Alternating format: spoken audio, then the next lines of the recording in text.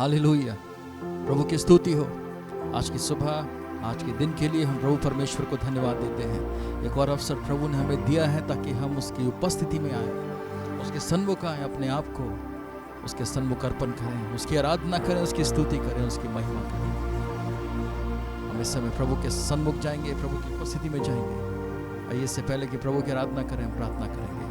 अपनी आंखों को बंद करते हुए हम प्रभु से विनती करेंगे। प्रभु परमेश्वर, हम धन्यवाद देते हैं प्रभु आज के दिन के लिए, आज के इस अवसर के लिए। प्रभु धन्यवाद कि आज का दिन आपने बनाया है प्रभु, ताकि हम आनंदित होने पाए, ताकि प्रभु हम आपके आनंद से भरने पाए, आपकी शांति से भरने पाए, ताकि प्रभु हर एक बंधन हमारे जीवन में टूटने पाए, हम आजाद होने पाए प्रभु। और आपकी उपस्थिति में प्रभु परमेश्वर आनंद और शांति से भरकर आपकी आराधना, आपकी महिमा करने पाए। प्रभु परमेश्वर, हम धन्यवाद देते हैं प्रभु। पवित्र आत्मा, आपका स्वागत हम अपने जीवनों में, अपने हृदयों में, अपने परिवारों में करते हैं। हमें से हर एक को छू प्रभु, हमें छू प्रभु, हम पर कब्जा कर प्रभु, हमारे हृदयों को अपने वचन के लिए तैयार कर प्रभु जी। प्रभु अपनी इच्छा को हमारे जीवन में पूरा कर। इस समय को आपके हाथों में सौंपते हैं प्रभु यीशु मसीह के नाम में मांगते हैं, आमीन आमीन। हालेलुया। उसके नाम में अद्भुत सामर्थ्य है, उसके नाम में छुटकारा है, उसके नाम में असंभव संभव होता है। इसलिए हम प्रभु को धन्यवाद देंगे, उसके नाम की घोषणा करेंगे। परिस्थितियां बहुत सारी हो सकती हैं, बहुत सी मुश्किलें हो सकती हैं, बहुत सी समस्याएं हो सकती हैं, लेकिन यीशु का नाम उनमें से, यीशु का नाम उन सब में से हमें लेकर जाता है, हमें विजयी बनाता है, हमें छुटकारा देता है, हमें आज़ाद करता है। इसलिए हम प्रभु को धन्यवाद देंगे उसके उस अद्भुत और महान सामर्थी नाम के लिए। इसका नाम, इस नाम की घोषणा हम करेंगे। ये नाम यीशु मसीह का नाम है। इस गीत को गाएंगे। अद्भुत सामर्थ्य से भरा यीशु नाम, स्वर्ग और पृथ्वी का उसमें सर्वाधिकार। अद्भुत सामर्थ्य से भरा यीशु नाम, वो प्रभु है, प्रभु है, राजा है, राजा है, वो राजाओं का राजा, प्रभुओं का प्रभु है। हालेलुया। इस गीत को गाएंगे और उसकी आराधना करेंगे।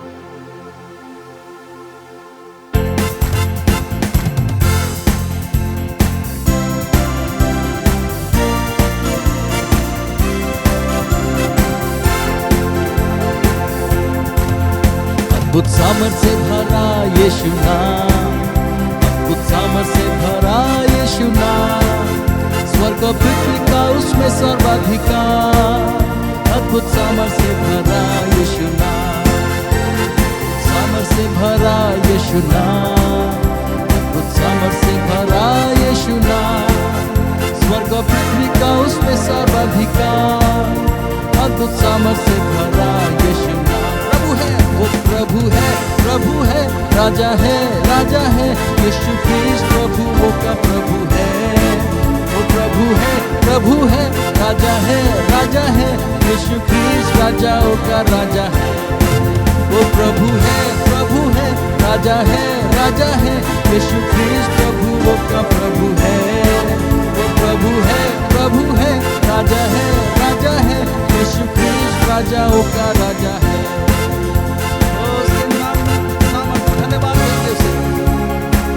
यीशु के लहू में छिपा रहूंगा मैं, यीशु के लहू में छिपा रहूंगा मैं, यीशु के लहू में छिपा रहूंगा मैं, यीशु के लहू में ढका रहूंगा मैं। जहाँ शैतान की सब चालें हैं बेकार, यीशु के लहू में छिपा रहूंगा मैं, यीशु के लहू में बना रहूंगा मैं, यीशु के लहू में ढका रहूंगा मैं। जहाँ शैतान की सब चालें हैं बेकार, है बेकार, है बेकार, है बेकार, है बेकार, है बेकार, है बेकार, है बेकार, है बेकार, है बेकार। जहाँ शैतान की सब चालें हैं बेकार, है बेकार, है बेकार, है बेकार, है बेकार, है बेकार, है बेकार, है बेकार, है बेकार, है बेकार। जहाँ शैतान की सब चालें हैं बेकार। धन्यवाद दे। प्रभु यीशु है मेरा तारनहार, प्रभु यीशु है मेरा तारनहार, प्रभु यीशु है मेरा तारनहार। मेरे मेरे जीवन का वो ही है आधार। प्रभु यीशु है मेरा तारनहार, प्रभु यीशु है मेरा तारनहार, यीशु है मेरा तारनहार। मेरे जीवन का वो ही है आधार, है आधार, है आधार, है आधार, है आधार, है आधार, है आधार, है आधार। मेरे जीवन का वो ही है आधार, है आधार, है आधार, है आधार, है आधार, है आधार, है आधार, है आधार, है आधार। मेरे जीवन का वो ही है आधार। उसकी जय जयकार करें, जय जयकार, जय जयकार। तूने मेरे लिए क्या कुछ ना किया, जय जयकार, जय जयकार। तूने मेरे लिए क्या कुछ ना किया। तेरा प्यार है महान, तेरा प्यार है जहान। मैं जो पहले मुर्दा था तूने डाली मुझ में जान। तेरा प्यार है महान, तेरा प्यार है जहान। मैं जो पहले मुर्दा था तूने डाली मुझ में जान। ना बोलो फिर मैं तेरी जय जयकार, बोलो फिर मैं तेरी जय जयकार, जय जयकार, जय जयकार। तूने मेरे लिए क्या कुछ ना किया है। जय जयकार, जय जयकार। तूने मेरे लिए क्या कुछ ना किया। अपनी रूह से भर दिया, अपनी शक्ति मुझको दी, ताकि दूं मैं गवाही तेरे जी उठने की। अपनी रूह से भर दिया, अपनी शक्ति मुझको दी, ताकि दूं मैं गवाही तेरे जी उठने की। बोलो फिर मैं तेरी जय जयकार, बोलो फिर मैं तेरी जय जयकार, जय जयकार, जय जयकार। तूने मेरे लिए क्या कुछ ना किया। जय जयकार, जय जयकार। तूने मेरे लिए क्या कुछ ना किया। उसकी जय जयकार करें, जय जयकार, जय जयकार। तूने मेरे लिए क्या कुछ ना किया। जय जयकार, जय जयकार। तूने मेरे लिए क्या कुछ ना किया। तू ना बोलूं फिर मैं तेरी जय जयकार, तू ना बोलूं फिर मैं तेरी जय जयकार, जय जयकार, जय जयकार। तूने मेरे लिए क्या कुछ ना किया। जय जयकार, जय जयकार। तूने मेरे लिए क्या कुछ ना किया। जय जयकार, जय जयकार। तूने मेरे लिए क्या कुछ ना किया। जय जयकार, जय जयकार। तूने मेरे लिए क्या कुछ ना किया। हालेलुया। ओ उसकी जय जयकार करने पाए प्रभु, धन्यवाद प्रभु। आपकी स्तुति और बड़ाई करते हैं। आप सचमुच योग्य हैं प्रभु कि आपकी जय जयकार। प्रभु आप सचमुच योग्य हैं प्रभु जी। ओ यीशु धन्यवाद, धन्यवाद प्रभु जी। ओ धन्यवाद प्रभु जी। प्रभु अपना सब कुछ हम आपको देते हैं प्रभु यीशु। अपने आप को आपके चरणों में अर्पण करते हैं। आत्मा प्राण शरीर प्रभु आपको अर्पण करते हैं प्रभु जी। सब कुछ प्रभु यीशु आपको देते हैं। धन्यवाद प्रभु जी। अपने हाथों में ले प्रभु, अपने हाथों में ले। हमें तोड़कर फिर से बना, हमें अपना रूप दे प्रभु जी। पिता परमेश्वर अपने पुत्र प्रभु यीशु के समान हमें बना। धन्यवाद प्रभु जी। हम प्रभु अपने आप को आपके चरणों में अर्पण करते हैं। सब कुछ आपको देता हूं, सब मैं देता हूं प्रभु। I surrender all, O Lord. My life and everything.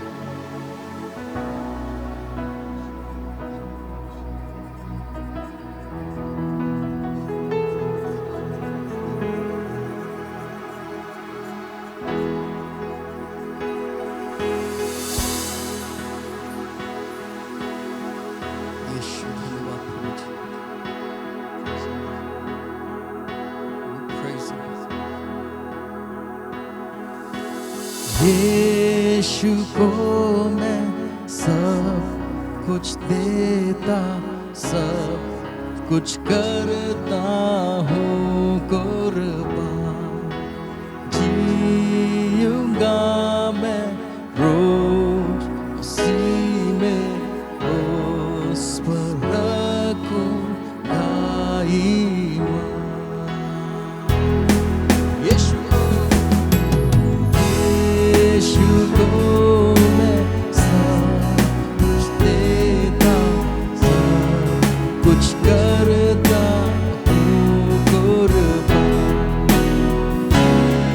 जीऊंगा मैं रोज मसीह में, उस पर रखूंगा ईमान। सब मैं देता हूँ प्रभु जी, सब मैं देता हूँ, सब मैं देता हूँ, सब मैं देता हूँ, सब मैं देता हूँ। तुझी को मुबारक दूंगी, सब मैं देता हूँ। तुझी को मुबारक दूंगी, सब मैं देता हूँ।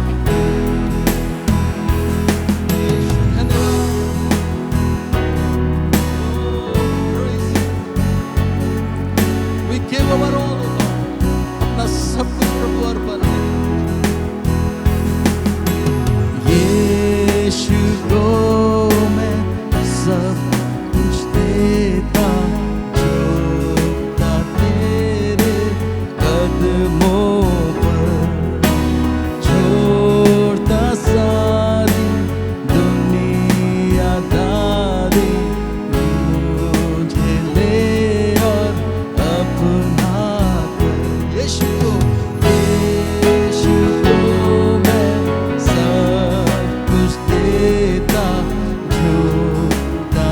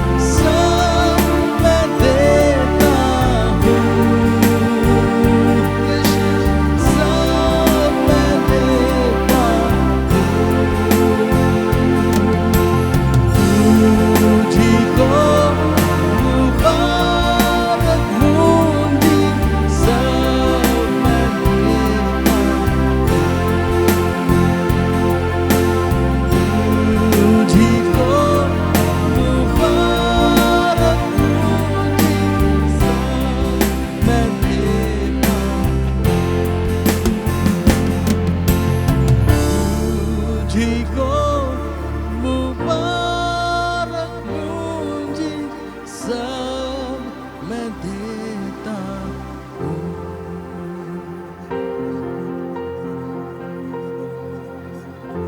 प्रभु सब कुछ आपको देता हूँ।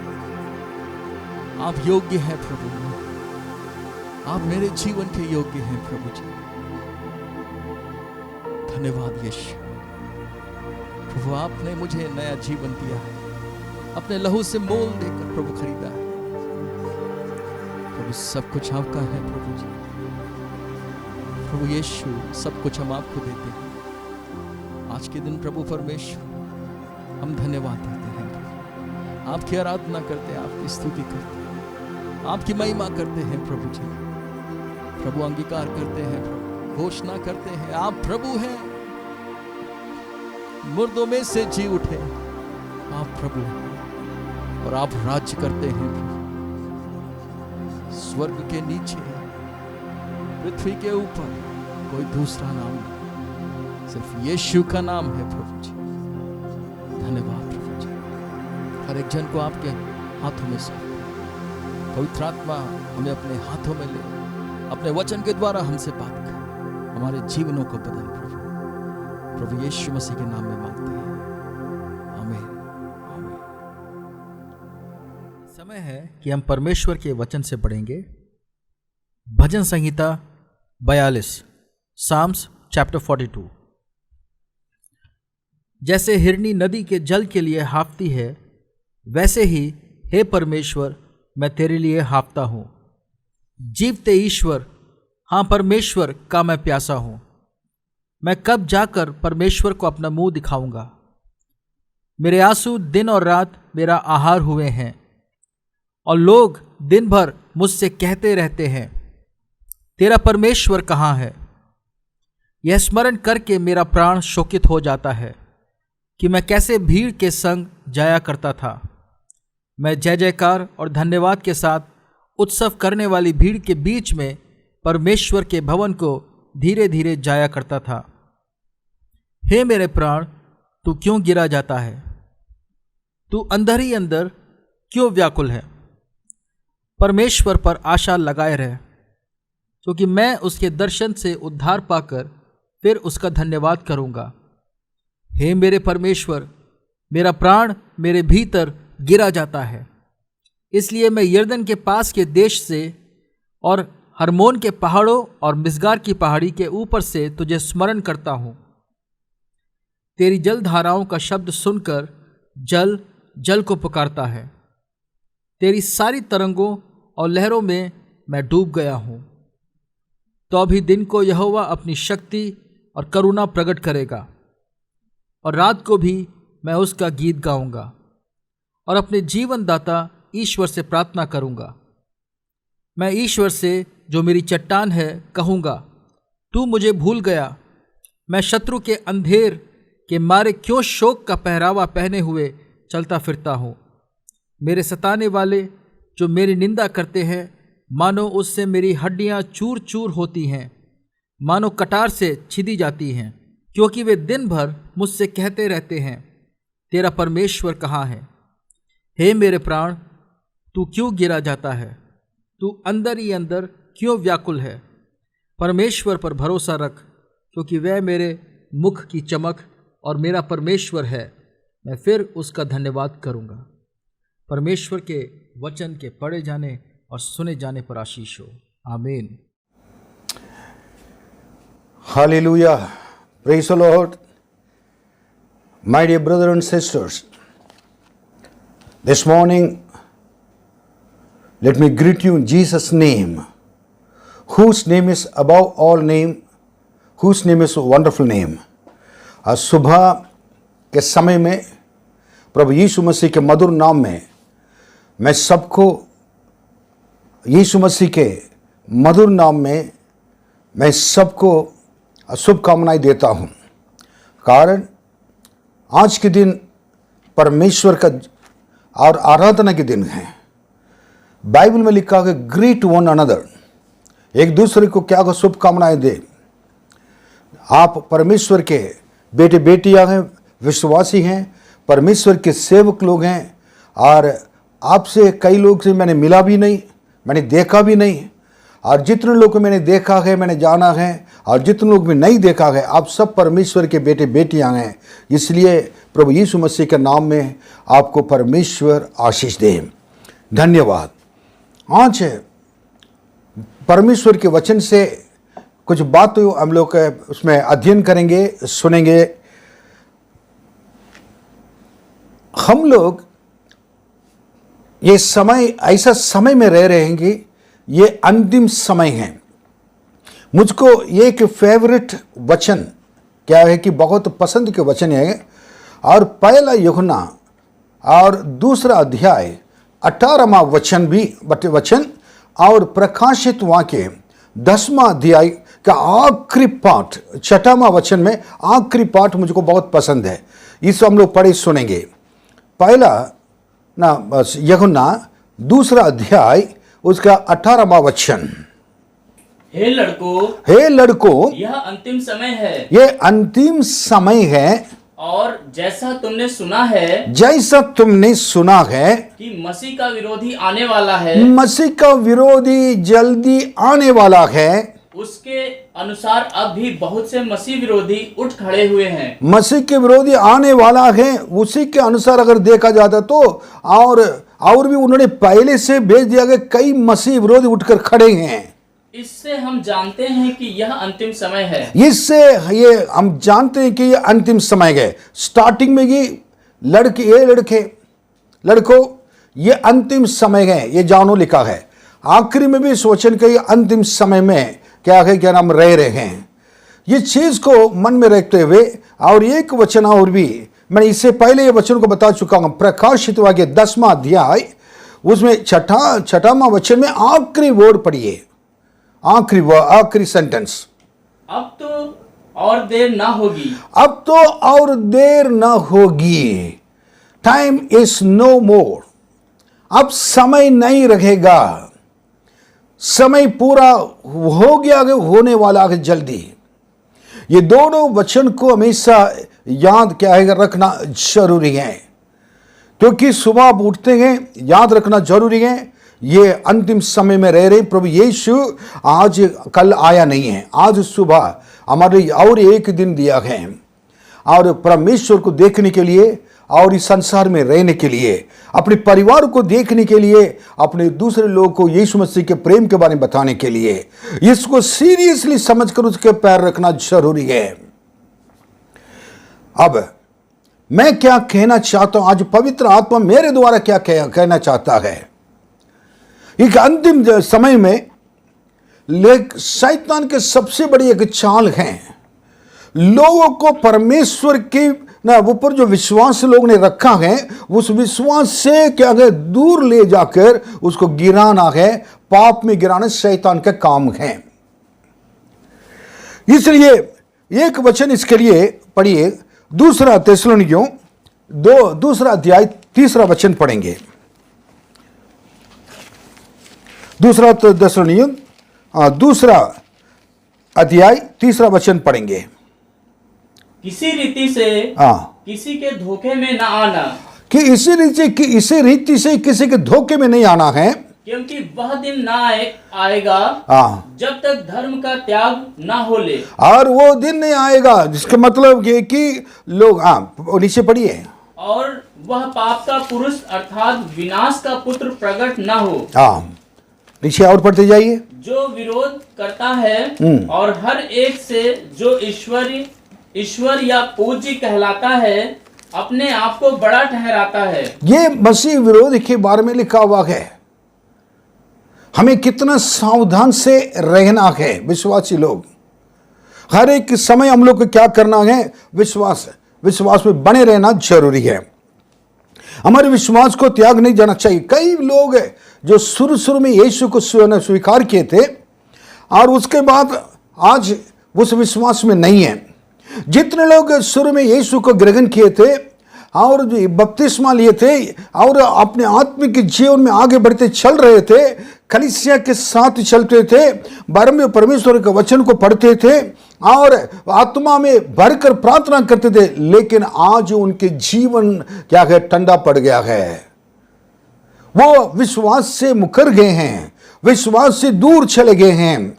इसलिए परमेश्वर के वचन आपको हमको चेतावनी आज सुबह देता है कि और इस वचन को तुम जानो, अंतिम समय में तुम रह रहे हो।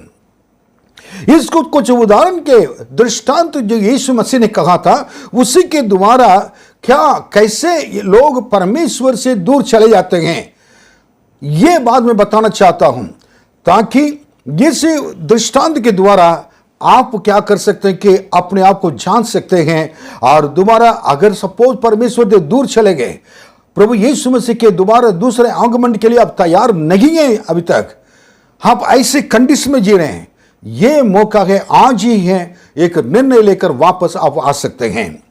वो क्या है? यीशु मसीह ने लूका 15वां अध्याय में तीन दृष्टांत और एक कहानी उन्होंने प्रिय यीशु ने बताया। वो चीज के ऊपर थोड़ा हम लोग अध्ययन करेंगे। मैं समय ज्यादा नहीं लेते हुए मैंने इसके अंदर जो आत्मिक के अर्थ हैं उसको बताकर मैं जगह पर से विदा लेना चाहता हूं। इसमें 3 दृष्टांत बहुत इंपॉर्टेंट है। पहला लूका 15वां अध्याय 3 से लेकर 6 तक आप नोट कर लीजिए। उसके बाद उसमें एक खोया हुआ एक भेड़ के बारे में लिखा हुआ है। दूसरी बात है कि 8वां वचन लूका 15 8वां वचन से 10वां वचन तक देखेंगे, और उसमें एक खोया हुआ एक सिक्के के बारे में लिखा हुआ है।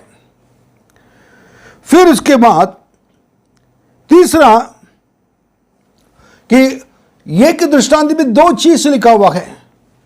ये तो एक व्यक्ति क्या है कि एक बेटा, उड़ाऊ पुत्र के बारे में लिखा हुआ, खोया हुआ बेटा, वो चला गया है, और वो 10वां 11वां वचन से लेकर आखिरी तक आप देख सकते हैं।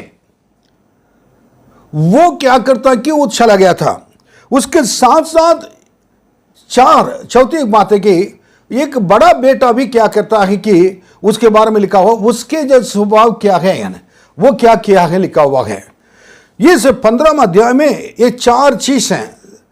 फर्स्ट चीज we see in Luke chapter 15, we see first the lost sheep, and the second the lost coin, the third is the lost younger son, and the fourth is and the lost elder son.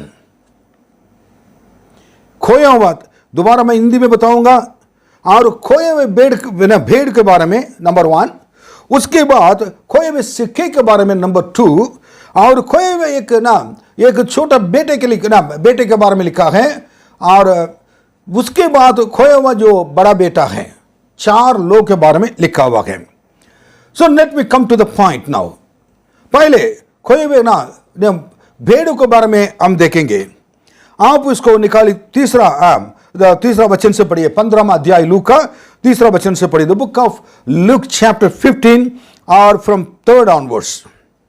तब उसने उनसे यह दृष्टांत कहा, तुम में से कौन है जिसकी 100 भेड़ें हो और उनमें से एक खो जाए, तो 99 को जंगल में छोड़कर उस खोई हुई को जब तक मिल न जाए खोजता न रहे। बात, एक व्यक्ति के पास, एक चरवाहे के पास 100 भेड़े थे, और उन्होंने अच्छी तरह रखवाली करता आ रहा था।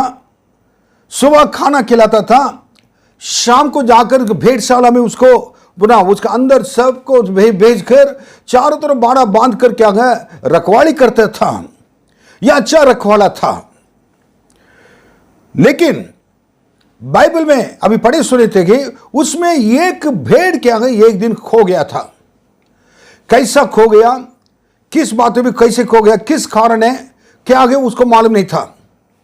लेकिन उस भेड़ को ढूंढ कर वो क्या कर रहा था, जा रहा था, लेकिन नहीं हो पा रहा था। आखिर में देखा था कि उधर दूर जगह पर ढूंढ के गया कि, और भेड़ को आवाज दे देकर गया। एक जगह पर क्या है कि इनकी आवाज सुनने के बाद भेड़ की आवाज आई। भेड़ की आवाज आने के बाद उसको समझ में आया ये मेरे भेड़ जगह पर हैं। तो वो जाकर देखा, वो आना चाहती थी, लेकिन वो भेड़ क्या है आ नहीं पाए, क्योंकि वो ऐसे एक काट के ना वो एक पौधे के अंदर उसमें क्या वो ना फंस गई थी, उसमें से उसका पैर निकल नहीं पा रहा था और उसी पूरा शरीर को लपेट लिया था। चरवाहे जाकर ही क्या कि उसको वापस उसको लाना पड़ा, जाकर उसको काटा, उस सारी चीजें, उसके बाद छुड़ा कर लाकर वो अपने भेड़शाला में क्या कि जब आया अपने लोगों को बुलाकर उसने क्या कर दिया कि आओ हम क्या करेंगे, मेरे एक भेड़ खो गया था और क्या है कि अब वापस आ गया है। लेकिन इसमें एक बात और भी है, बाकी 99 भेड़ के ऊपर इसका इतना विश्वास था कि और ये मैं जब जाऊंगा एक भेड़ को ढूंढ कर जाऊंगा तो ये क्या नहीं करेंगे, इधर उधर भागेंगे नहीं, ये इधर ही रहेंगे, उसको ये मालूम था। ऐसे विश्वास के साथ उन्होंने चारों तरफ उसको बंद करके वो गया हुआ था। वैसे ही वो 99 भेड़ भी क्या है कि विश्वास के साथ न बिल्कुल जहां पर रहे और चरवा के बातों को सुनकर अब उस जगह पर खुशियां मना रहे।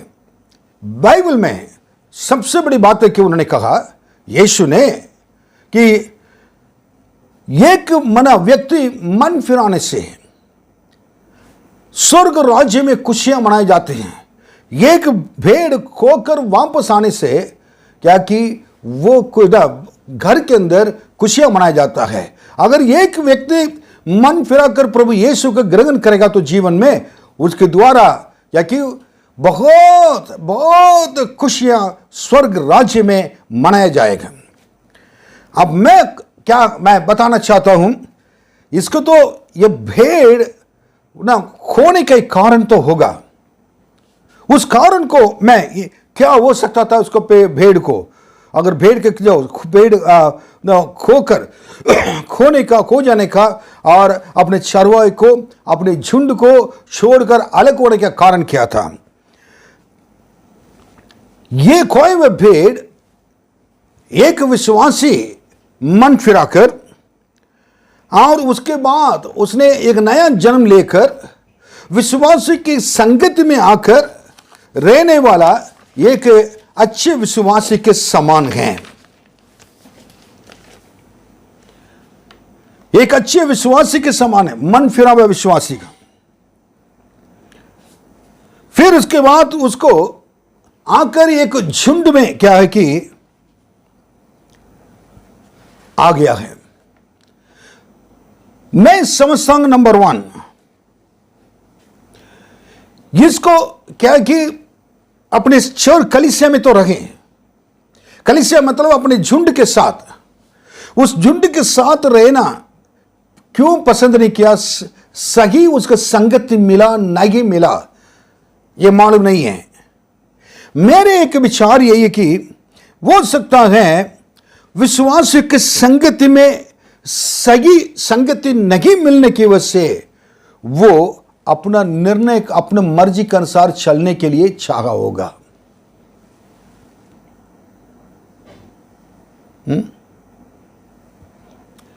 अच्छे कलीसिया होना जरूरी है। एक विश्वासी अगर कलीसिया के अंदर आना हो, उनको बढ़ने के लिए अच्छे विश्वासी की संगति की जरूरत है, अच्छे आराधना की सब जरूरत है, अच्छे चरवाहे की जरूरत है और अच्छे चरवाहे अच्छे प्रार्थना करने वाले की संगति की जरूरत है, प्रेम करने वाले की संगति की जरूरत है। और उस कलीसिया के अंदर कोई भी अगर मन फिराकर अगर आ रहा है, बाकी लोगों के अंदर जो विश्वास हैं, ऑलरेडी विश्वासियों के जो जीवन है, उनके आत्मिक जीवन को देखकर इन लोग और भी नजदीक आने के लिए और संगति करने के लिए उनको हमेशा वो रहना चाहिए, उनको लगाव आ जाना चाहिए, एक इच्छा होना चाहिए। कलीसिया में रहने वाले 99 भेड़ के समान अगर उनके जीवन सही नहीं है, जो लोग प्रभु के पास मन फिरा के आ रहे हैं, हम उनके आत्मिक जीवन के लिए ठोकर का कारण बनकर रहेंगे। फिर वो विश्वासी चर्च में रहते, कलीसिया में रहते हुए, संगत में रहते हुए अपनी मर्जी के अनुसार चलने शुरू करेगा, वो करेगा। मेरे प्रियो, this is one of the very serious.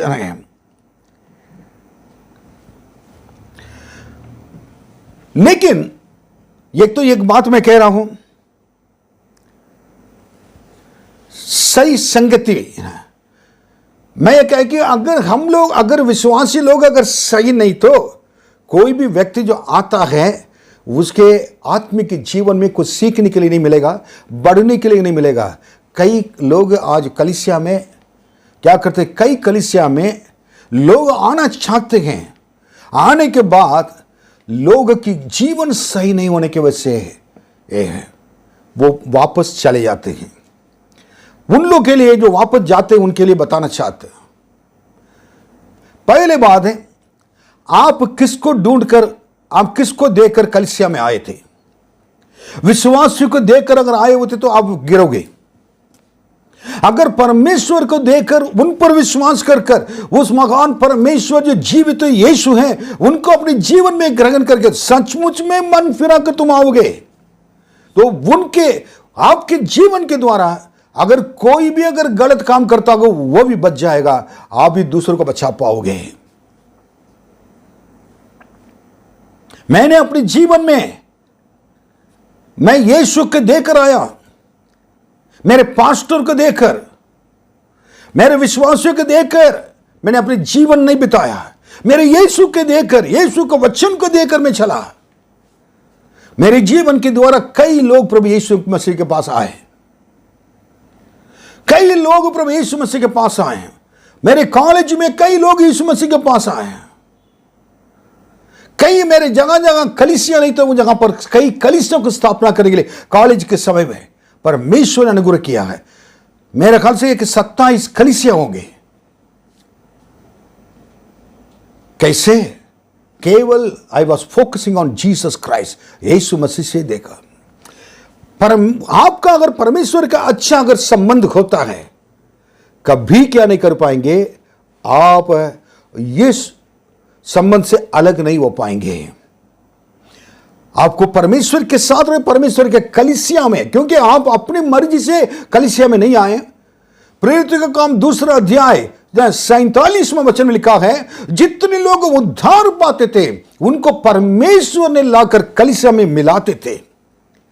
आप अपनी मर्जी से नहीं आए, परमेश्वर ने लाया है।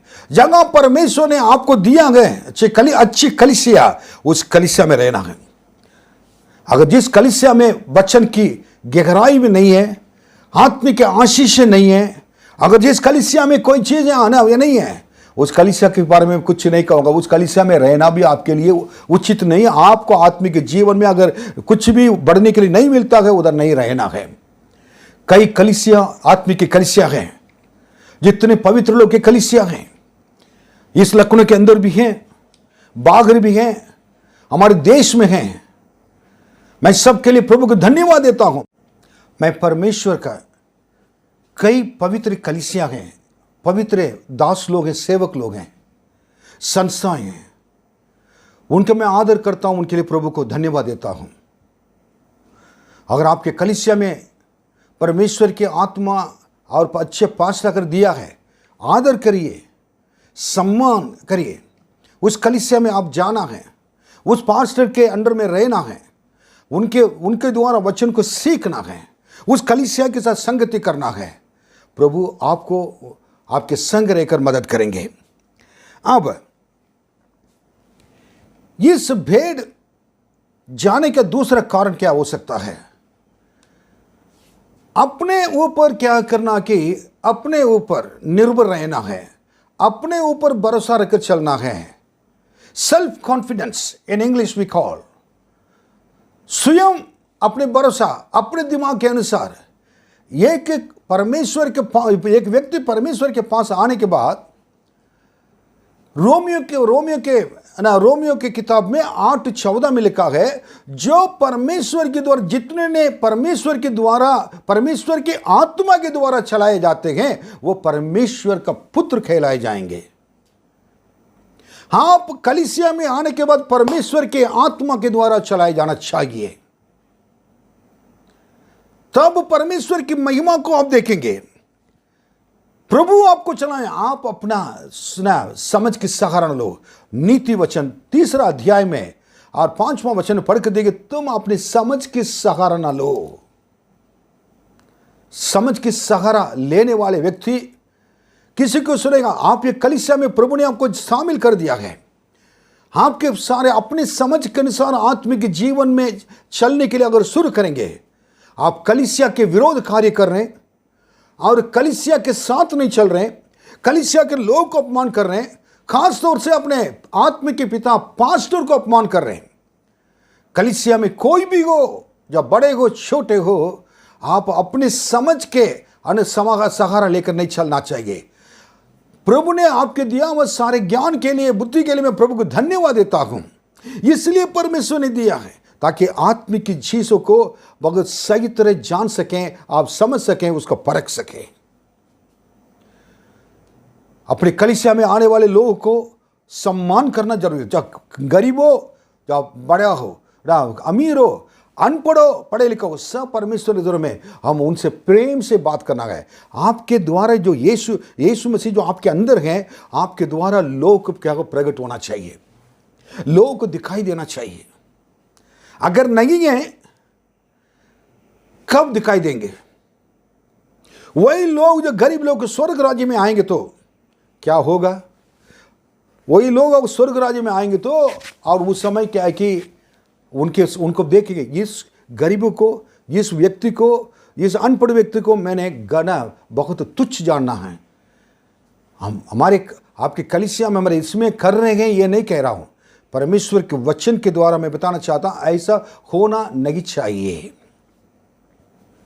ये कि अपने समझ के साथ कोई भी बातें, आपके घर पे कुछ भी होता है, हर बातें चरवाहा अर्थात पास्टर जो परमेश्वर के द्वारा नियुक्त किया है, आत्मिक के पिता, उनके पास आकर उनसे प्रार्थना कराना और उनसे क्या करना, बातें करना, उनसे सलाह लेना, और आत्मिक के पिता के हाथ आपके ऊपर रहें ताकि परमेश्वर के हाथ आपके ऊपर रहे। आज सुबह मैं बाइबल पढ़ रहा था, मुझे एक बात अच्छी लगी। परमेश्वर कह रहे थे कि मूसा कह रहा है कि मुझे जाना है प्रभु। मैं मूसा को कहा मिस्र देश में जाकर आप क्या करना है, आप प्रचार करना है, तो वचन में मेरे बातों को बताकर लोगों को छुड़ाना है, फिरौन से, राजा से बात करो कहा। मूसा ने कहा लोग मुझे नहीं सुनेंगे प्रभु जी। तब प्रभु ने कहा जो तुमको नहीं सुनता है, मेरी बातों को मैं उनको ना सुनेंगे नहीं, मैं उनको सुनूंगा नहीं। जो तुम्हें अपमान करता है, मुझे अपमान करता है। पास्टर को अपमान करना, पास्टर को नहीं सुनना, कोई भी पास्टर, कोई भी कलीसिया में अपने आत्मिक के पिता को अगर अपमान अगर करते हैं, अगर नहीं सुनते हैं, उनको आपके जीवन के बारे में उनको मालूम ही नहीं है आप क्या कर रहे क्या नहीं कर रहे, तो परमेश्वर भी हमारे प्रार्थना सुनना बंद कर देंगे, साथ रहना बंद कर देंगे। उस लोगों के साथ परमेश्वर कभी नहीं रहा, बाइबल में लिखा है। ओके, देन तीसरी बातें, उस भेड़ का क्या हो सकता है।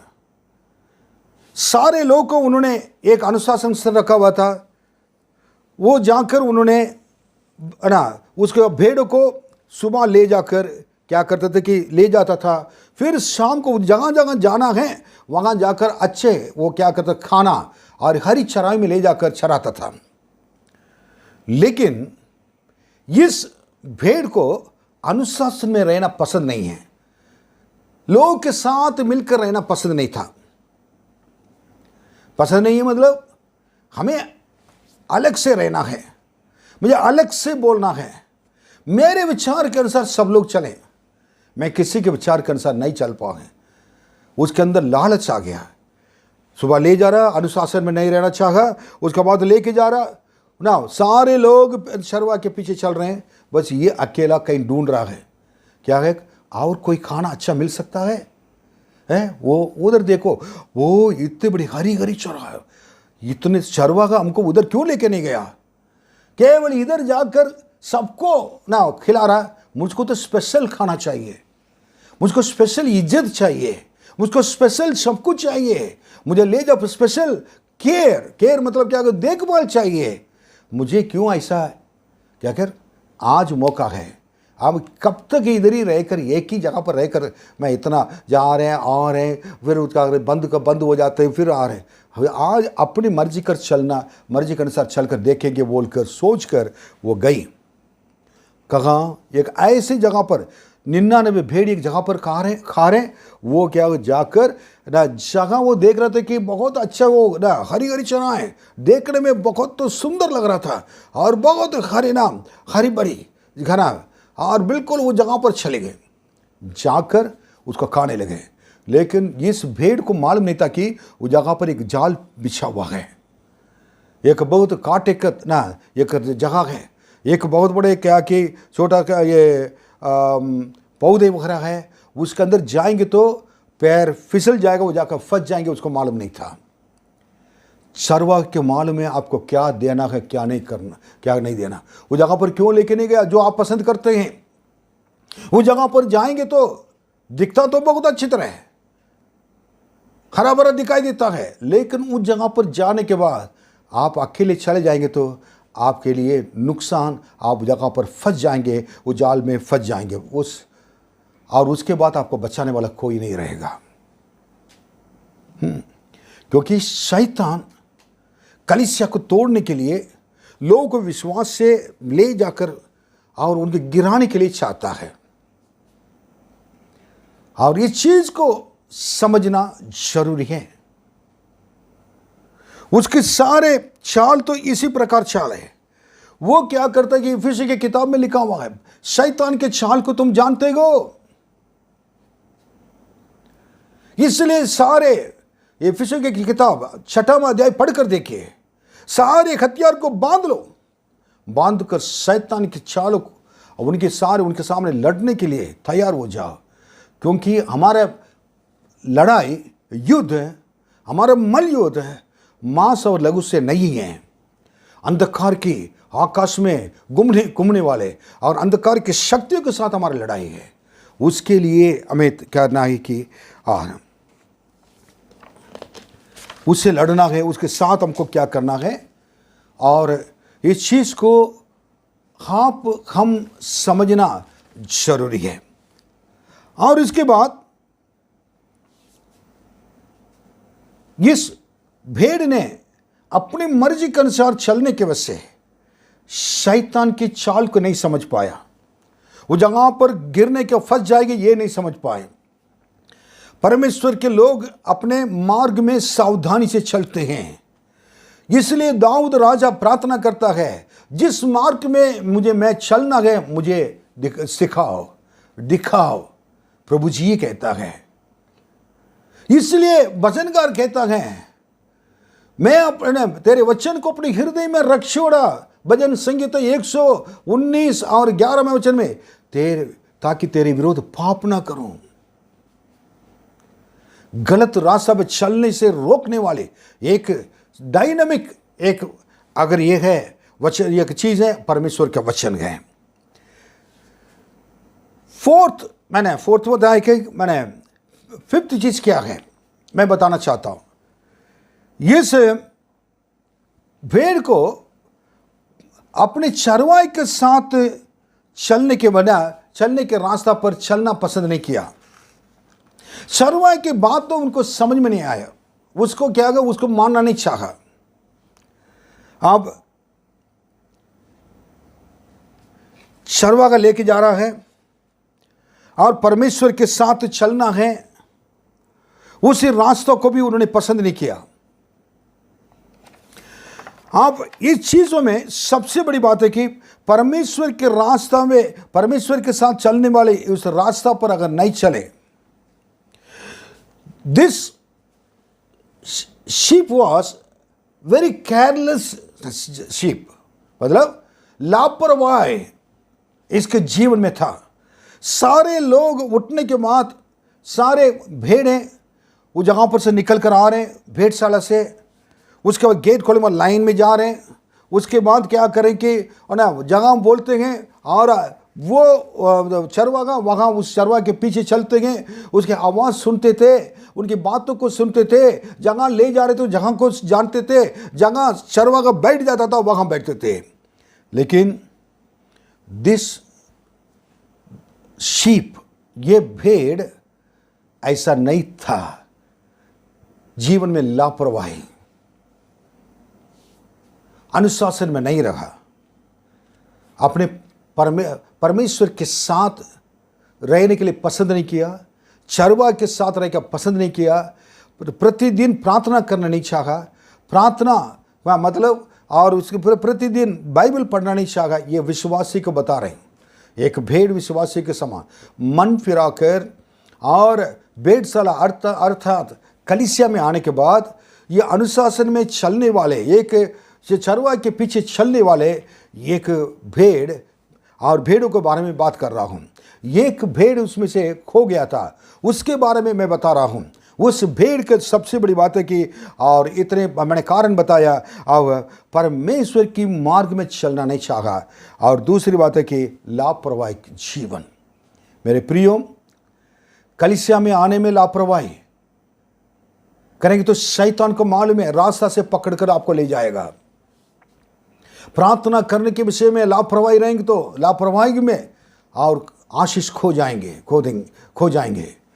और आप आशीष ना सिर्फ आशीष खो देंगे, और भी प्रार्थना के जीवन, अगर बाइबल परमेश्वर के वचन को पढ़ना, लोग साथ संगति करने में अगर लापरवाही से रहेंगे, फिर सारी चीज़ें क्या है कि आपके आशीष को आप खोलेंगे, शांति को खो देंगे, अपनी मर्जी के अनुसार आप चलेंगे। चरवाहे को मालूम ही नहीं था यह भेड़ कैसे खो गया है, लेकिन परमेश्वर को तो मालूम था। परमेश्वर ने क्यों रोका नहीं? आदम हव्वा ने जब पाप किया था, परमेश्वर ने रोका नहीं था। परमेश्वर रोक सकते थे। इंसान के अंदर जो परमेश्वर स्वयं निर्णय लेने के जो अधिकार परमेश्वर ने दिया था, उसके अंदर जाकर इंटरफेयर परमेश्वर ने किया, उसके अंदर परमेश्वर शामिल नहीं हुए थे। अगर एक बार आपको परमेश्वर ने आशीष देंगे, कह दिया था देंगे, उसमें कभी ये नहीं करेंगे, कभी बीच में आकर वो रोकेंगे नहीं। परमेश्वर अपने प्रतिज्ञा के प्रति बहुत वफादार हैं। एक बात कह दिया तो कह दिया है। लेकिन आदम हव्वा ने उस परमेश्वर की दया अनुग्रह के द्वारा मिला हुआ इस प्रतिज्ञा है, और तुम ना करो कहने के बाद, अगर करो तो, अगर ये करोगे तो ये होगा कहने के बाद भी अपने स्वयं निर्णय लेने का अधिकार को गलत तरीके से उपयोग करने के वजह से परमेश्वर ने उनके मार्ग में चल नहीं दिया। अगर आप अपने गलत मार्ग में चल नहीं देंगे तो जाएंगे तो निर्णय लेकर, अच्छी कलीसिया को छोड़कर, अच्छी संगति को छोड़कर, आत्मिक जीवन को छोड़कर जाएंगे तो, और परमेश्वर आपको जाने देंगे। रोकना चाहेंगे तो पास्टर रोकना चाहेंगे तो भी परमेश्वर रोकने ना उनको रोकने नहीं देंगे। लेकिन वो जाकर उसका अंजाम परिणाम भुगतने के बाद तब परमेश्वर आप याद करेंगे, चिल्लाएंगे, तब परमेश्वर का मालूम था। सबसे बड़ी बात आपको मालूम है, हाँ, जब ये खो गया था, ये देखा था, ये चरवाहे को तारीफ करना चाहिए। उसने रोज गिन रहा था कितने लोग हैं, कितने भेड़े हैं। चरवाहे के अंदर भेड़ों की गिनती के बारे में याद रखना जरूरी है, उसके बारे में बिल्कुल याद रखना, उसको चिंता करना जरूरी है। जिनके अंदर अपने विश्वास के बारे में चिंता है, जिसके अंदर अपने विश्वास के बारे में भोज दर्शन है, वो चरवाहा परमेश्वर की महिमा की योग्य आदर की योग्य चरवाहा है। जिसके अंदर अरे आज आ रहे कल चले हैं कोई बात नहीं है, अरे चले वो कोई बात नहीं है, अगर लापरवाही से रह रहा है, परमेश्वर उसके साथ रहकर उनके कलीसिया को कभी आशीष नहीं देंगे। कई सेवक लोग हैं आके मेरे पास मिले, बातों में ऐसे कह रहे थे कि फलाना ने किया था गलत, ये किया था, वो चले गया, ये चले गया। मैंने पूछा था आपने क्या किया था? मैंने जाने दिया। हमारे चर्च में 4 लोग भी रहेंगे तो सही तरह रहेंगे, अगर नहीं है कि ना, अगर गड़बड़ करेंगे तो उसको भगा देता हूं। मैंने उनको बोला, ये 4 लोग को भी क्या गारंटी है कि आपके कलीसिया में रहेंगे? कभी नहीं कहना है। एक भेड़ खो गया है, गलत रास्ता पर चला गया है, आपके आंखों से आंसू कहाँ है? उसको लाने के लिए अपने भेड़शाला में कितने अपने कष्ट उठाया, वो कष्टों को याद किया तो अपने उसको जो मन फिरा कर सुसमाचार सुनाकर ये प्रभु के पास लेकर आए थे, उस समय आपने सुना, उसको देखा, आपने याद किया, उसके लिए कितने कष्ट उठाए होंगे। सुसमाचार सुनाने के लिए 10 बार आप गए, सुसमाचार सुनाए। जब आ गए, उसको ले आकर इतना खुशी से अपने कलीसिया में शामिल किया, बपतिस्मा ले लिया। उसके बाद अगर आज गलती कर लिया, आपने मौका नहीं दे सकते मन फिराने के लिए, वही प्रेम नहीं कर दिखा सकते मन फिराने के लिए। आप कोशिश करो, जितना भी जाग कर आप जाओ, ढूंढ कर जाना। इस ढूंढ कर जाने के लिए तैयार हो गया था। इधर मोड़ के देख रहा, 99 भेड़ है, इसके लिए क्या होगा? प्रभु के पास कह रहा चरवाहा, मैं उसको खो नहीं सकता हूं, एक भेड़ को, अरे 99 है, कोई बात नहीं, एक तो चला गया, उसका शक्ल सूरत देखना नहीं चाहता है। ऐसा नहीं है, वो वापस आ जाए, वो मन फिरा के वापस आए, उसको चाहिए मुझको, मैंने उसको पाने के लिए इतना कष्ट उठाया, मैं खो नहीं पाऊंगा। आंसू के साथ फिर अच्छी तरह ला करके जा रहा है, 99 भेड़ को रखकर कह रहा, जाकर देख रहा, ढूंढ रहा, आवाज दे रहा है, तुम कहाँ गो? उसकी भाषा में बोल रहा है, चिल्ला रहा। आखिर चिल्लाने के समय कितने रास्ता भटकर कहाँ चला गया होगा, खाना का नहीं और पीना नहीं है, वो ढूंढ रहा। आज रात हो जाएगा तो बहुत बड़ा प्रॉब्लम हो जाएगा, क्या कि बिल्कुल क्या हो जाएगा कि फिर मुश्किल है, कहीं कोई आकर जानवर आकर उसको खा लेगा और वो शैतान आकर पकड़ लेगा, अपने रास्ते पर लेकर चले जाएगा, उसके बाद मेरे हाथ में नहीं रहेगा। अभी भी मेरे हाथ में है, मैं ढूंढ सकता हूँ। ढूंढा, रात दिन ढूंढा, आंसू बहाया, चिल्लाया, पैदल चला, खाना नहीं खाया, सोया नहीं है, एक भेड़ के लिए। मेरे प्रियो, आपको प्रभु के पास लाने के लिए आपके पास्टर कितना कष्ट उठाया, आपको देखभाल करने के लिए वचन को प्रतिदिन क्या कर उन्होंने निकाल के डेली क्या कर मेरे लोगों के लिए क्या करना, वचन जाना जरूरी है, ये डिवोशन सुबह का बाइबल अध्ययन जाना जरूरी है, मेरे लोगों को खाना खिलाना जरूरी है, जहां भी खाना खा लें। कितना उन्होंने रात दिन बिना सोकर और कैमरे के सामने बैठ कर वचन को रात दिन घुटने पर पढ़कर आंसू के साथ इस कोरोना के समय में आपके लिए लेकर आए। इस चरवा के दिल को आप जाना, उस भेड़ जहां पर जाकर चिल्ला रहे, आखिर में बहुत टायर्ड हो गया, उनको प्यास लग रहा है। हाँ, मेरे भेड़ कहाँ चले गए? भेड़, वो कहाँ गए तुम? आखिर में एक आवाज आ रही है, आवाज आ रही है। हाँ, जितना उसका आवाज सुनने के बाद दोबारा देख रहा, आवाज आने के बाद इसके तकावट दूर हो गया, इसका प्यास भूल गया, भूखा था वो भूल गया, नींद बिल्कुल उड़ गई, चली गई। और उसके बाद कहाँ गए ना, उसका आवाज जहां आ रही है सुनकर पास गया। जब उधर गया, उसका दिल टूट गया देखकर। इसके पास रहने वाले, बहुत प्यार से रखने वाले, उससे भेड़शाला में रहने वाले, अच्छा खाना खाने वाले, ये जो अच्छे खाने के लिए जो गए थे ये भेड़, वो भी नहीं मिला, वो जाकर फंस गए। बगल में अच्छा खाना तो गए लेकिन उसके खाने पा रहे, उसके जान खतरे में गए, पहले इसे छुड़ा लूं, मुझको ये खाना नहीं चाहिए। उसके दिल में आ गया, मेरे चरवा के पास जाना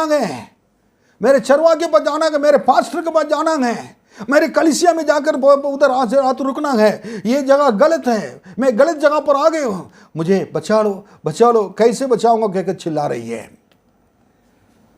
लेकिन उसके आवाज को चरवाहा नहीं सुना, उसका आवाज़ को परमेश्वर ने सुनकर चरवा को भेजा। आइए आकर देखा, तुरंत काटा, अपने पूरा गुस्से में सारे जो निकाल फेंका, शैतान के सारे बंधन को, जितने रुकावटें सारे तोड़कर उसका ऐसे गले लगाया। गले लगाकर रो रहा तुम कहाँ थे ना, ये भी बता रहे मैं उसको रोने के तो आता नहीं, ये बोलने का आता नहीं, वो भी अपने भाषा में बोल रही है, दोनों अपनी भाषा में बोल रहे हैं। उसके बाद इतनी देर तक तुम जमीन पर फंस के रहे, आप नहीं, जब जमीन पर नहीं चलोगे, मेरे कंधे पर रखकर का मैं ले जाऊंगा बोलकर कंधे पर लेके कर गया। एक विश्वासी परमेश्वर को छोड़कर, कलीसिया को छोड़कर और अंतिम समय में रहने वाले, क्योंकि हम लोग प्रभु यीशु कलीसिया को लेने के लिए वापस आ रहे हैं, वह ऐसे समय पर आप हम ये संगति को छोड़कर अलग होकर रहेंगे तो कलीसिया को परमेश्वर बाकी 99 लोग उठा कर ले चले आएंगे। आप इतने साल प्रभु के साथ रहते हुए, कलीसिया में रहते हुए, अंतिम समय में अपने इच्छा के अनुसार चलने वाले की वजह से, परमेश्वर से दूर जाने की वजह से, उसमें उस दूसरे आगमन में, यीशु मसीह के आगमन में भाग नहीं ले पाएंगे। प्रभु यीशु नहीं चाहते हैं, कलीसिया चरवाहा नहीं चाहते, पास्टर नहीं चाहते हैं, आपको वापस आना है। आप जहाँ भी हो, आपके लिए कुछ भी करने के लिए तैयार है।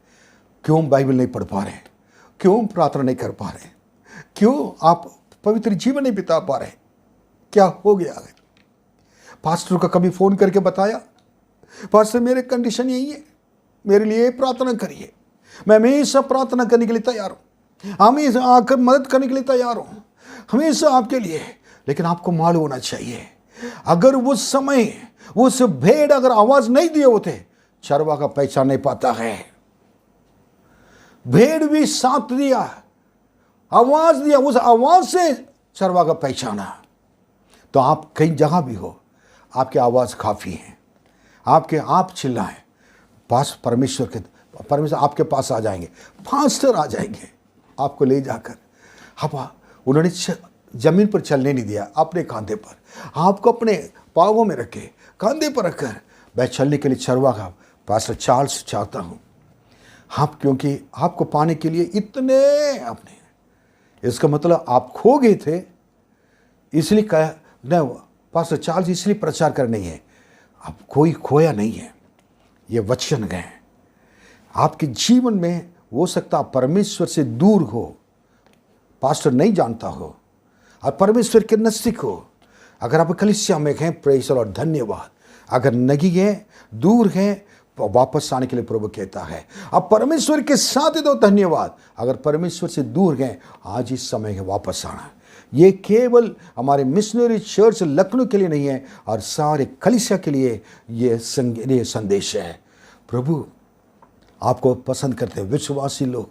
यदि कोई मन फिरा कर वापस आता है, मन फिरा कर आए हुए इंसान दोबारा बैकस्लाइडिंग, पीछे हटकर चले जाता है, जब वो वापस आता है उससे भी बहुत खुशियां मनाए जाते हैं। हो सकता आप अंतिम समय में रहते हुए आप आत्मिक जीवन में कई बार गुप्त पापों में फंसे हुए हो, गलतियों के झाड़ी के अंदर आप फंसे हुए हो, डिटाई की पाप की झाड़ी के अंदर फंसे हुए हो। प्रभु चाहते हैं आप क्या करो, वापस निकल जाओ। उसके एक ही कारण, आज घुटने टेकर प्रभु के सामने प्रार्थना, प्रभु जी मैं यहाँ हूँ, प्रभु मैं यहाँ हूँ, इस जगह पर फंसा हूँ, आइए ना। प्रभु अपने दास को भेजेगा, अपने स्वर्गदूतों को भेजेगा, आपको बचाएगा। बाकी चीज़ें हम बाकी नेक्स्ट डेज में अगर प्रभु की इच्छा होगी तो, प्रभु के आने में देर होगी तो, और उसके बाद नेक्स्ट डेज को देखेंगे, डिटेली देखेंगे। इसमें आत्मिक जीवन की उन्नति के लिए कई रहस्य परमेश्वर ने रखा है। इस भेदों को देकर हम सीखेंगे। आज हम प्रार्थना करेंगे। सब लोग अपने आंखें बंद करें, प्रभु से कहें, आपके जीवन को प्रभु यीशु जानते हैं। आप कहाँ गए प्रभु यीशु, किस जगह पर फंसे हुए हैं। अपने मर्जी के अनुसार आपने निर्णय लेकर चले, आपको अपने मर्जी के अनुसार आप चलते रहे। कलीसिया के कारण बताया, अच्छे लोग की संगति से आप चले गए थे, आप गलत संगति में जाकर फंसे हुए हैं। प्रभु नहीं चाहता है। अच्छा चरवाहा प्रभु यीशु है। यीशु की संगति में, प्रभु यीशु जिस कलीसिया में रहते उस संगति में मेरे हमेशा रहे, अपने विश्वास से गिर न जाएं। हालेलुया। कलीसिया की संगति की कमी की वजह से शैतान उठा के लेके चला गया। लापरवाही के कारण शैतान क्या कर लेके चले जाता है। अपनी मर्जी के अनुसार चलने की वजह से, अपने खराब स्वभाव की वजह से, खटीलापन की वजह से शैतान लेके चला जाता है। घमंड और हर चीज अपने ऊपर निर्भर रहना, समझ के सहारा लेने की वजह से शैतान लेके चला गया था। आपको परमेश्वर दोबारा लाना चाहते हैं। प्रभु से कहे, प्रभु जी मैं अभी अकेला हूं, मैं अपने पापों से छुटकारा पाना चाहता हूं, मुझे आप प्रभु जी मदद करिए। अच्छे सामरी की तरह यीशु आएंगे। प्रभु ने आपके लिए अच्छी कलीसिया दिया है, उस कलीसिया की संगति को तुच्छ जाना क्यों? आज कलीसिया के चरवाहे को तुच्छ करना क्यों? संसार के ऊपर संसार का अभिलाषा के आपको खींच कर लेके चला गया था। और मनुष्य के लोग और भी लोग, शैतान की शक्ति जिसके अंदर भरता है, उन लोग के द्वारा इस जगह पर कलीसिया में नहीं जाना, इस कलीसिया पे आ जाइए, उधर नहीं जाना, इधर आ जाइए कहकर लोग लेकर चले गए थे। आज जहां परमेश्वर अब लेके गए थे, आपके आत्मिक जीवन के लाभदायक जो कलीसिया परमेश्वर ने अगर दिया हो, उसमें बने रहें, अपने कलीसिया को ना छोड़ें। अच्छा चरवा का मिलना मुश्किल है। परमेश्वर के वचन की गहराई से जहां सिखाया जाता है, वहां जाइए, आपके पास्टर का अधीन बनकर रहिए। कलीसिया को मैं संगति को ना छोड़ो। प्रभु जी आपके हाथ में आपके लोगों को प्रभु सौंप देंगे। धन्यवाद हम लोग इस वचन को द्वारा सिखाने के लिए। हमारे विश्वासी परिवारों को सबको आपके हाथ में देते हैं। आपके अनुग्रह हाथ सबके ऊपर रहे, यीशु के नाम में मांगते हैं, आमीन। मैं प्रभु को धन्यवाद देता हूँ इस समय के लिए। और आप लोग के प्रार्थना के विषय को हमारे पास भेजिए। हमारे व्हाट्सएप नंबर आपको मालूम है, आपके लिए हम प्रार्थना करेंगे। अगर कोई भी प्रार्थना के विषय को आप फ़ोन कर सकते हैं, और काफ़ी फ़ोन आते रहते हैं, और इसके लिए मैं प्रभु को धन्यवाद देता हूँ। हम लोग प्रार्थना करते रहते हैं। अगर आपको परमेश्वर के वचन के द्वारा आशीष मिला और देखना चाहते हैं और पाना चाहते हैं, हमेशा इस YouTube चैनल को आप क्या करें, सब्सक्राइब करें। ये सब्सक्राइब बटन दबा दें। अगर लाइक करेंगे तो लाइक बटन दबाइए, और उसके बाद उसको शेयर कीजिए दूसरों को। कई पास्टर्स, कई विश्वासी लोग हैं, दूसरों को काफ़ी लोगों को भेज रहे हैं। कई देश में से भी मुझको फ़ोन आ रहा है ना, आशीष मिली है। प्रभु आपको आशीष दे। हम प्रभु यीशु जल्दी आने वाले हैं। अंतिम दिनों में हम रह रहे हैं। हम एक दूसरे के साथ संगति में रहेंगे। कोरोना के समय में हम मिल नहीं पा रहे हैं, लेकिन आपने इस कलीसिया के द्वारा क्या आपने अपने भेंट और अपने दशवांश हर चीज़ को परमेश्वर के सेवकाई के लिए आप भेज रहे हैं, ला के दे रहे हैं। आपके विश्वास के लिए मैं प्रभु को धन्यवाद देता हूँ, और आपके विश्वास योग्यता के लिए धन्यवाद देता हूँ। प्रभु आपको अपने के परिवार को आशीष दें, और अपने कलीसिया को क्या मदद करें। अपने कलीसिया के ना या ऐसे समय पर अपने प्रार्थना के द्वारा, बल के द्वारा, और उसके साथ साथ पैसे के द्वारा, धन के द्वारा आप उनको उत्साहित करना, मदद करना ना छोड़े। प्रभु आप सबके संग रहकर मदद करेंगे। आमीन, आमीन, आमीन। आइए हम आखिरी में अपने आंखें बंद रखें। हमारे पिता परमेश्वर का प्रेम, प्रभु यीशु मसीह का अनुग्रह है, पवित्र आत्मा की सहभागिता हम सबों के साथ हमेशा होती रहे। आमीन, आमीन।